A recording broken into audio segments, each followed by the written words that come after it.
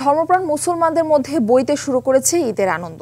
হতদরিদ্র থেকে শুরু করে মধ্যবিত্ত এবং উচ্চবিত্ত সবাই ঈদ কেনাকাটায় পার করছেন ব্যস্ত সময়।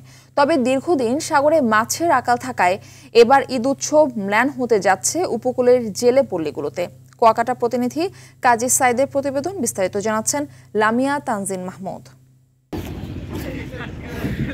পটুয়াখালী জেলার মহিপুর থানার লতাচপড়ি ইউনিয়নের পশ্চিম খাজুরা গ্রামের আবাসন এটি। এই আবাসনে সবাই জেলে পেশায় নিয়োজিত। পল্লীর অধিকাংশ জেলে 2 থেকে 3 দফা সাগরে মাছ শিকারে গিয়ে ফিরে এসেছেন খালি হাতে। সাগরে গেছি এই 3-4 দিন আগে, কোনো মাছ পোনা পাই নাই।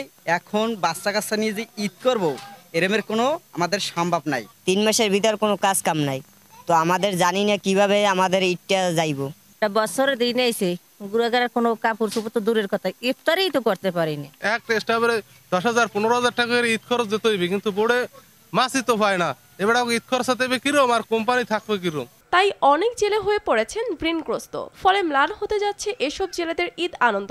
এ পল্লী শিশু থেকে শুরু করে সবার চোখে মুখে লক্ষ্য করা গেছে হতাশার ছাপ। শুধু খাজুরার এ আবাসনই নয়, উপকূলের অধিকাংশ জেলে পরিবারের একই অবস্থা। জলবায়ু পরিবর্তনের নেতিবাচক প্রভাবে সাগর ও নদীতে মাছের পর্যাপ্ততা কম থাকায় বর্তমানে অসহায় অবস্থায় রয়েছে জেলেরা। জেলেদের সহযোগিতার বিষয়ে ঊর্ধ্বতন কর্তৃপক্ষকে জানিয়েছেন উপজেলা মৎস্য কর্মকর্তা। জেলেদের যে দুরবস্থার কথা ইতিমধ্যে আমরা চেষ্টা করছি, আমরা আমাদের ঊর্ধ্বতন কর্তৃপক্ষের মাধ্যমে আমাদের সরকারের কাছে এটা পাঠানোর জন্য, যাতে আমাদের জেলেদেরকে বিশেষ একটি প্রণোদনা বা বিশেষ একটি সহযোগিতার মাধ্যমে সরকারি এবং বেসরকারি সহযোগিতায় ঈদ আনন্দ পৌঁছবে জেলে পল্লীতে, এমন প্রত্যাশা সকলের। লামিয়া তানজিন মাহমুদ, RTV।